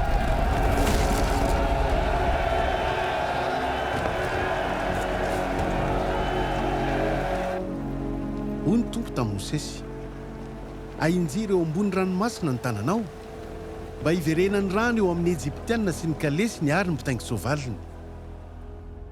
Nikatona ny ranomasina ka nandrakotra ny kalesy sy ny mpitaingy soavaly, izay tafiky ny Farao manontolo nanenjika ny Israelita tao an-dranomasina, dia tsy nisy afa-nitsoaka na iray aza. Namonjy ny Israelita teo an-tanan'ny Ejiptianina ny tompo tamin'izany andro izany, ka ny Israelita dia nahita ny fatin'ny Ejiptianina teny amoron-dranomasina. Hitan'ny Israelita ny hery lehibe izay nampiasain'ny tompo hamelezana ny Ejiptianina. Izany no nanajan'ny Israelita ny tompo ka nitokiany azy sy nitokiany an'i Mosesy mpanompony. Niala tao Elima ny vahoaka Israelita manontolo ka tonga tao amin'ny tany efitra siny. eo anelanelany elima sy ny tendrombohitra Sinay tamin'ny volana faharoa andro 5 taorian'ny alany tany Ejipta. Ny monomonina tamin'ny Mosesy sy Arona tany an-tany efitra ny fiangonana Israelita tsy vakifolo ka nanao taminy hoe inay ane izahay mba novonoan'ny tompo faty tany Ejipta. Fony izahay nanodidina ny vilanikena iny ka ny inana arak'izay lany. Fa izao dia nentinareo fatinona ty an-tany efitra ty izahay rehetra. Ary Mosesy sy Arona dia niteny tamin'ny Israelita hoe anio hariva ny tompo dia hanome hena ho anareo satria henony tokoa ny fimonomonona anareo taminy. Izany no ahafantaranareo fa izy tompo no namoaka anareo tany Ejipta. Ary rahampitso maraina dia hanome mofo ahavoky anareo izy. Ka izany no ahitanareo ny voninahiny. Ny aminay kosa, inona moa izahay no imonomonona anareo? Raha manao izany manko ianareo dia tsy izahay no imonomonona anareo fa ny tompo.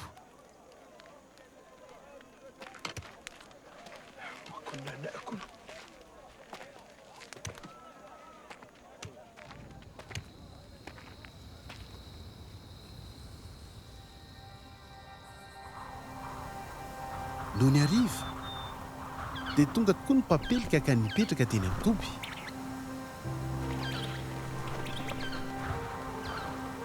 Ary noho ny maraina dia nisy andro matevina manodidina ny toby. Rehefa nisava ny andro dia indro ny zavatra mivaingana ny janona teny an-tany efitra, boribory kely toy ny fanala ny fafy tamin'ny tany. Hitan'ny Israelita ireny nefa tsy fantana, ka ny fanontany izy hoe ino ny tony?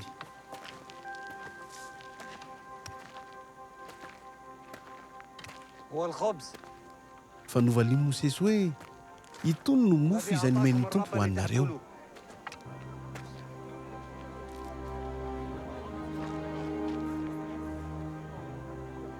Ary izao ny zavatra nandidin'ny tompo anareo. Samy manangona izay tokony ho sahaza azy avy. Manangona ankevitry ny nefatry ny zingan-drano isan'olona araka ny isan'ny olona miarabelona ao amin'ny isandainy avy. No tanterahan'ny Israelita izany ka nisy nanangona betsaka ary nisy kosa nanangona kely.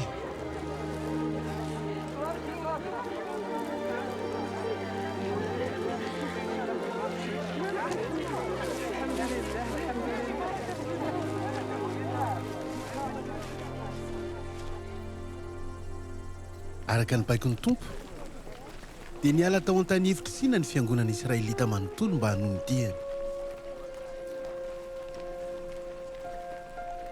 Nitoby tao Refidima izy kanefa tsy nisy rano hosotroan'ny vahoaka tao. Dia nilahady tamin'ny Mosesy ny Israelita ka nanao taminy hoe omeo rano hosotroana izahay. Fa nanontany azy ireo Mosesy hoe nahoana no milahady amiko ianareo? Nahoana no maka fanahin'ny tompo ianareo? Fa rehefa mahay nihitahita mafy ny vahoaka dia nimonomonina tamin'ny Mosesy ka nanao taminy hoe nahoana moa ianao no nampiakatra anay niala tany Ejipta? Moa ny ahatonga anay ho fatiketa eteto miaraka amin'ny zanakay sy ny bibinay ve?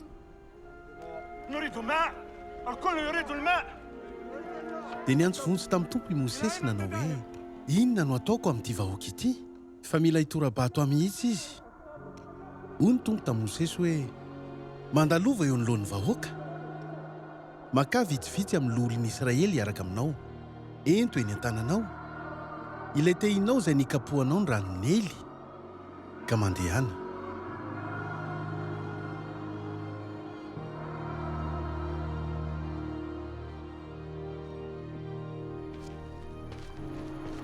Izao kosa dia hijoro eo anoloanao eo ambonin'ny aram-bato eny an-tendrombohitra Horebo. Hokapohinao ny aram-bato dia hamoaka rano hosotroan'ny vahoaka. Dia notanterahan'ny Mosesy teo imason'ny lolon'ny Israely izany baiko izany.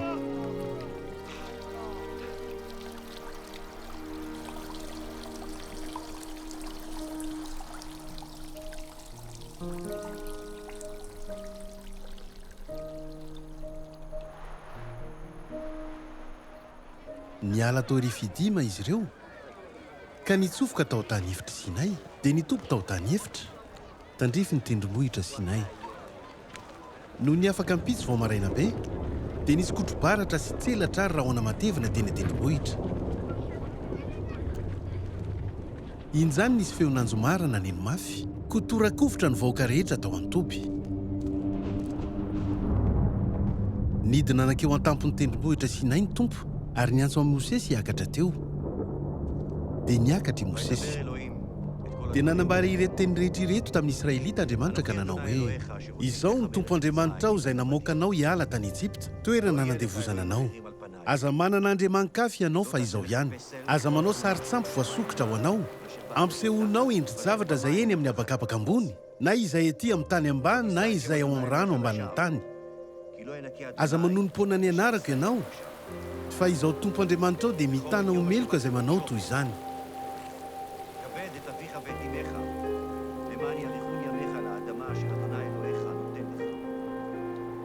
Tsarovy ny andro sabata mba hanokananao azy ho ahy.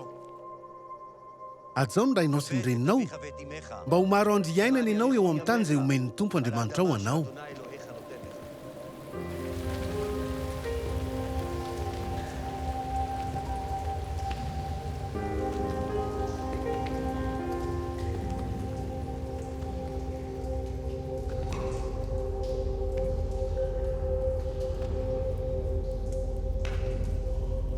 Aza mamono olona, aza manitsakitsabady na maka vadin'olona, aza mangalatra, aza mety ho vavolombelonao mandainga amelezana ny namanao, aza mitsiriritra izay rehetra ny namanao, na ny tranony, na ny vadiny, na ny mpanompony, na ny ombony, na ny borikiny. Hoy ny tompo tamin'ny Mosesy. Izao no holazainao amin'ny Israelita. Ianareo mihitsy no nahita fa avy any an-danitra ao no niteny taminareo. Ko aza ataonareo ho toy ny andriaman'ny-bola fotsy na volamena aho, ary aza manamboatra ireny ho anareo. Rehefa vitan'Andriamanitra ny resaka nataony tamin'ny Mosesy tao an-tendrombohitra Sinay, dia nomeny an'i Mosesy ny vato fisaka misy ny lalàna, izay nosoratany ny rantsan-tanan'Andriamanitra.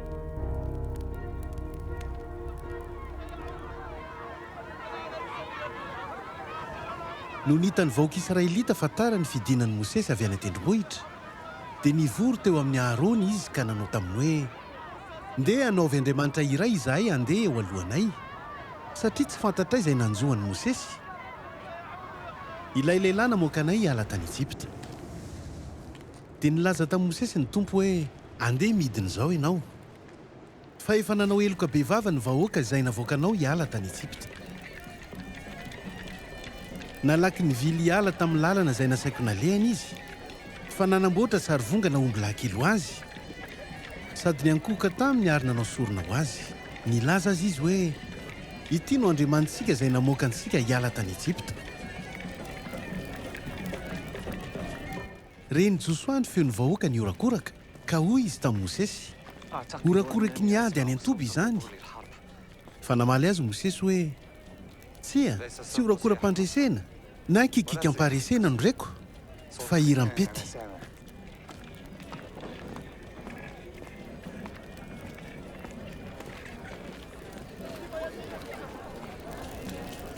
Raha vao nanatona ny toby izy, dia hitan'ny Mosesy ny sarivongana omby lahan-kely sy ny vahoaka nandihy.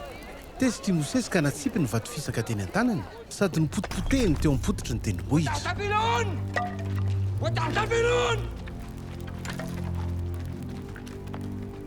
كفرتم بالرب.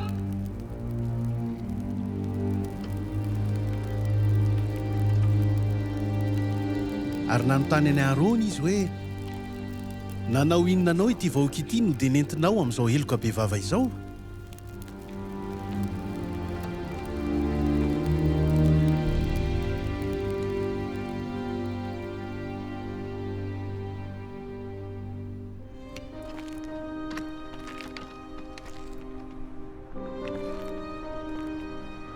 Dia niverina tany amin'ny tompo i Mosesy ka nanao hoe: indrisy tompo, efa nanao heloka be vava ity vahoaka ity, fa nanao andriamanimbolamena. Koa ankehitriny raha sitraka ao dia avelao ny elony. Raha tsy izany dia vonoiny anaraka ao amin'ny bokim-piainana izay nosoratanao. Dia hoy ny tompo tamin'ny Mosesy: tsia, tsy misy ho vonoaka ao amin'ny bokiko afa-tsy ny anaran'ireo izay nanota tamiko ihany. hoy Mosesy tamin'ny tompo: jereo ange tompo, ianao nandidy ahy mba hitarika ity vahoaka ity, nefa tsy nanondro izay tianao alefa nampy ahy. Ianao ihany no nilaza fa fantatrao mihitsy aho ary nahazo fanambinana teo imasonao. Ko raha mahazo fanambinana teo imasonao tokoa dia mba hampafantaro ahy izay fikazanao. Ho fantatro ianao amin'izay sady ho tena nahazo fanambinana teo imasonao aho. Tsarovy koa fa ity firenena ity dia vahoakanao. Nandidy an'i Mosesy ny tompo hoe manamboara vato fisaka roa toy ny teo aloha. Ho soratako amin'ireo ny teny mitovy amin'izay voasoratra tamin'ireo vato fisaka voalohany efa nipotipotehinao. Ary hoy ny tompo hoe anao fanenkem-pihavanana aminareo aho. Eo anatrehan'ny vahoakanao manontolo no anaovako zava-mahagaga. Tsy mbola nisy toa azy teto ambonin'ny tany manontolo sy tamin'ny firenena rehetra. Ho hitan'ireo Israelita rehetra manodidina anao fa tena mampitolagaga ny asa ho tanterahako amin'ny alalanao.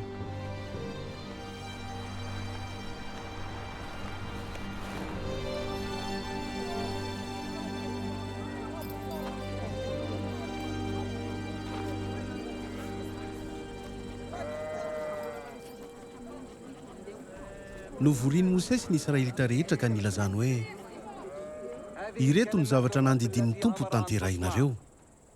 Aoka ny mpahitao zavatra kinga rehetra ao aminareo, hivory mba hanatanteraka izay rehetra no didian'ny tompo. Dia ny fonena masina miaraka amin'ny tranon'ilay sy ny rakotra hiaro azy, ny farango, ny hazo fisaka, ny barany, ny andry miaraka amin'ny faladiany, ny vata masina sy ny baony ary ny sarony, ny efitra lamba, ny latabatra voatokana sy ny baony ary ny fitaovana rehetra miaraka aminy mba amin'ny mofo fanolotra an'Andriamanitra, ny fitoeran-jiro sy ny fitaovana miaraka aminy, ny jiro sy ny solika fandrehitra, ny altara fandoroana vovon-javamanitra sy ny baony, ny ilomasina fanokanana, ny vovon-javamanitra hodorana, ny varavarana lamba eo amin'ny fidirana mankao amin'ny fonena masina, ny altara fanaovana sorona sy ny makarakara ny alimo, ary ny baony mba amin'ny fitaovana rehetra miaraka aminy, ny koveta be sy ny faladiany.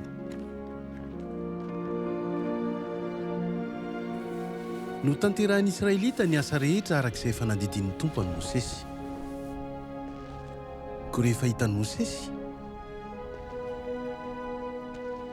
fa vita arak'izay nandidian'ny tompo avokoa ny zavatra rehetra,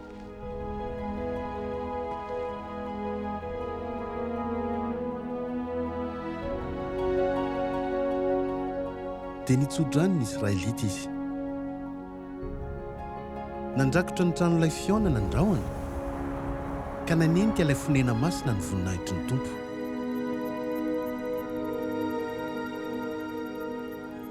Niala tao an-tendrombohitry ny tompo ireo Israelita ka nandeha lalana 3 andro. Nialoha azy ireo tamin'izany lalana 3 andro izany ny vata masina mirakitra ny fanenkem-pihavanan'ny tompo mba hitady izay toerana ahafahany vahoaka mitoby.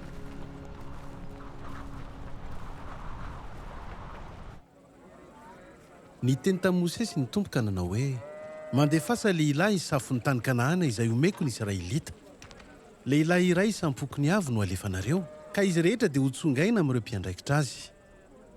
Nalefan'i Mosesy hisafo ny tany Kanaana izy ireo ka nataony hoe miakara avy any atsimo dia mianiny tendrombohitra. Ahitanareo ny toetry ny tany sy ny mponinao, na mahery izy na malemy ary koa na vitsy izy na maro.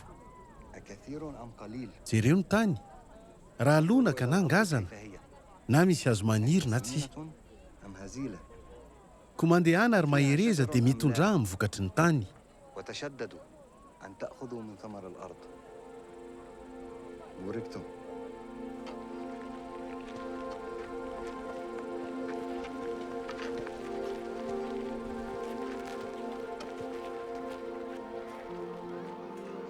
No ny afaka 7 andro dia niverina avy ny safon'ny tany ireo iraka.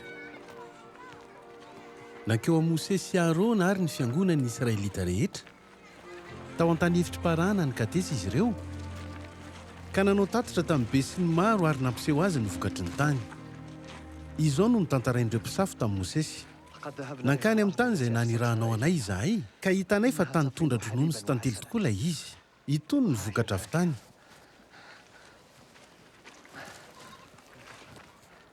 Nampanginy Kaleba ny vahoaka izay nymonomonina tamin'ny Mosesy ka nataony hoe aoka hiakarantsika ny tany ka alaintsika fa harisy azy tokoa isika. Ireo olona niara-niakatra tamin'ny Kaleba kosa nanao hoe tsy afaka manafika ireo olona ireo isika fa mahery lavitra noho isika izy. Dia nanao izay haharatsy lazany tany izay nosafony tamin'ny Israelita izy ireo. Ka niteny hoe ny tany izay nosafonay dia tany mamono ny olona tonga moninao, ary ny olona izay hitanay tao dia ranjanana avokoa.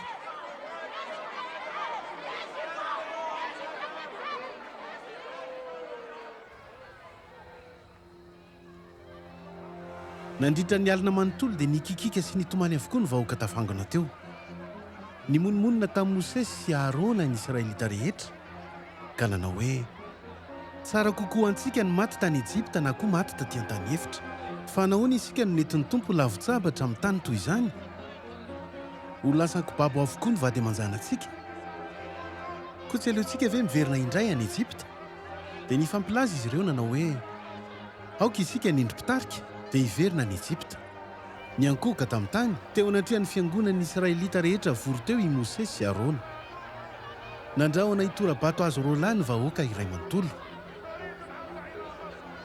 Kanjo indro ny voninahitry ny tompo fa niseho tamin'ny Israelita rehetra teo amin'ny tranon'ilay fionana.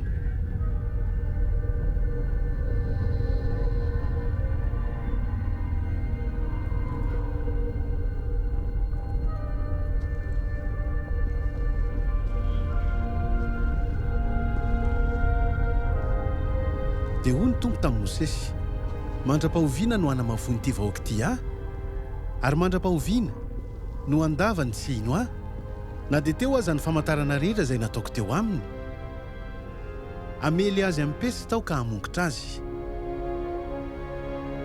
Ianao kosa ataoko firenendehibe sy matanjaka noho izy.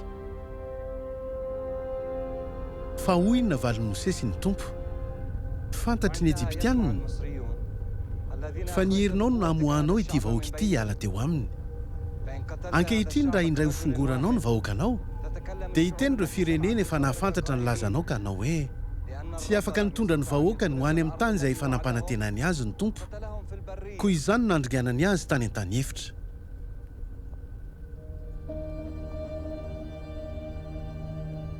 Tompo, araka ny halehiben'ny fitiavanao dia mamelà ny fahotany ny vahoakanao, tahaka ny efa namelanao ny fahotany hatrany Ejipta ka hatraty. Ary hoy ny tompo hoe mamela azy araka ny fangatanao aho.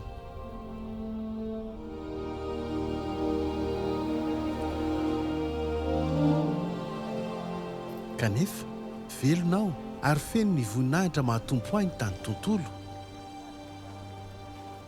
Koa mianinao fa tsy hisy hiditra amin'ny tany io ireo olona ireo. Nahita ny voninahitro sy ny asa magaga nataoko tany Ejipta sy tany an-tany efitra izy ireo, nefa tsy nitsahatra nakafa nahata amin'ny tsy fiainoany ny teniko. Koa satria efa nanamavo ahy izy dia tsy hisy hahita ny tany izay nampanantenaiko ny razany.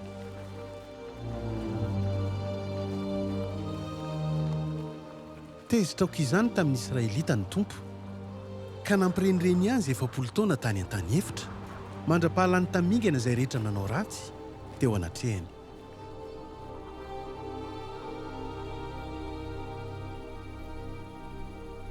Tamin'ny taona 700 ny alana ny Ejipta, no ny andro voalohan'ny volana faha 12, dia niteny tamin'ny Israelita i Mosesy arak'izay rehetra no didinin'ny tompo lazainy aminy. Mihainoro vahoaka Israely, ny tompo Andriamanitsika no tompo tokana. Kotiavo ny tompo Andriamanitra ao amin'ny fonao manontolo, sy amin'ny fanahinao manontolo ary amin'ny herinao manontolo.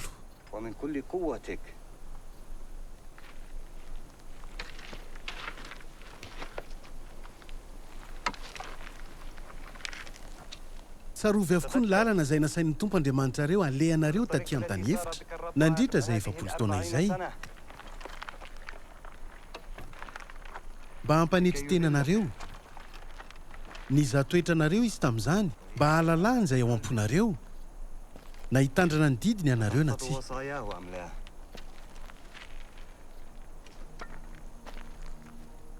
ka ho tandremanareo ny didiny mba hizoranareo amin'ny lalany sy hanajanareo azy.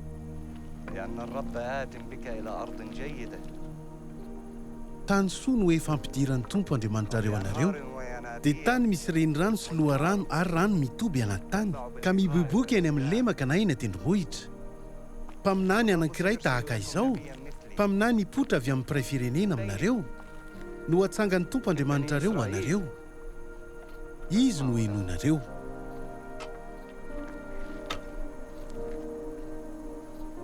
Hidiranareo izao ny fanakam-pihavana nataon'ny tompo Andriamanitrareo aminareo, ary hirosonareo ny fianianana.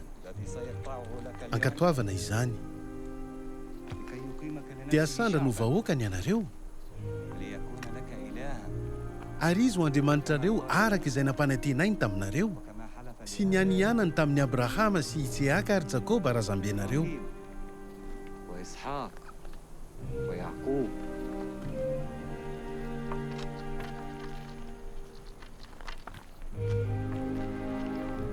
Raha ankatoavinareo ny didin'ny tompo Andriamanitrareo izay ampitaiko aminareo anio, ka ho tiavinareo izy sy hizoranareo ny sorodalany, ary ho tandremanareo ny didy amandalany mba amin'ny fitsipiny, dia ho velony ianareo ka hiamaro, ary ho tahin'ny tompo Andriamanitrareo any amin'ny tany izay hidiranareo mba halainareo ho fananana.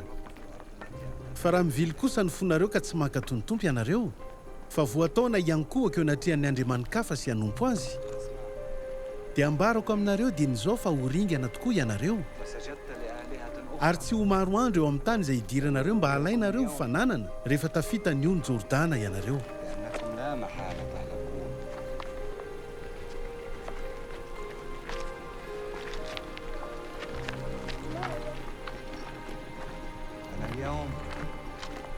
Feno 20 taonandroany eo ka tsy afa-misahana ny andraikitra fitarihana anareo intsony.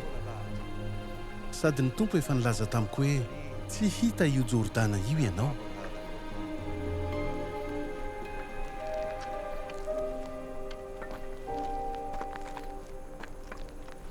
Dia nantsony Mosesy i Josoa ka nitenenany teo imason'ny Israelita rehetra hoe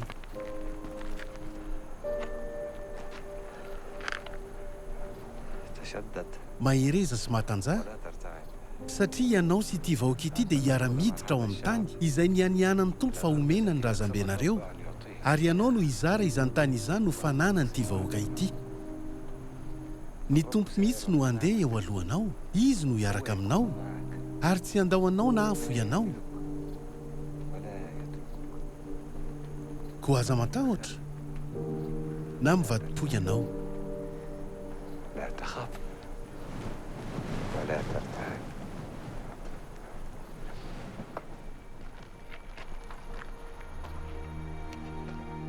Dia niainga avy teo amin'ny lemako Moaby Mosesy ka niakatra ny ankany amin'ny tendrombohitra Nebao, eo an-tampon'ny Pisga izay tandrifiny Jerikao.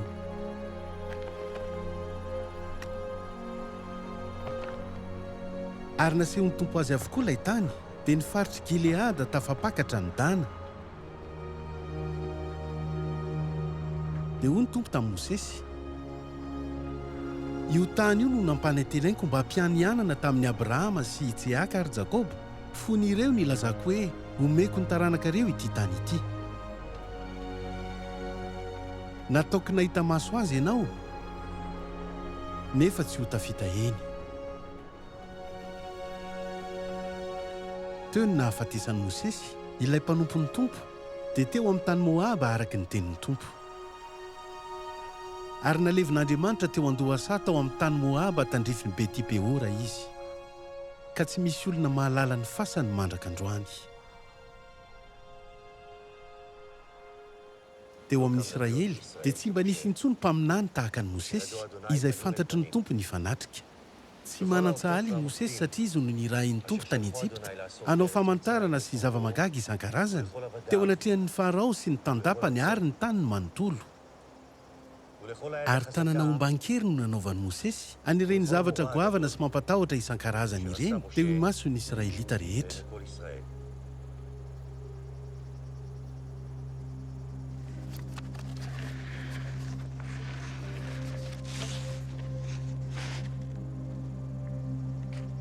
Izao didy ampitaiko aminareo izao dia tsy sarom-pantarina aminareo na hivelany takatrareo, fa eo akaikinareo tokoa ny teny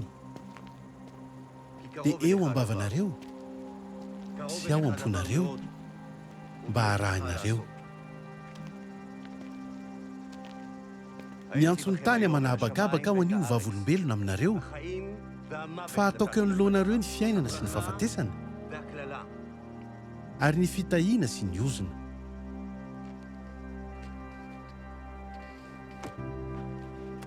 Kofidio ny fiainana mba ho velona ianareo sy ny taranakareo.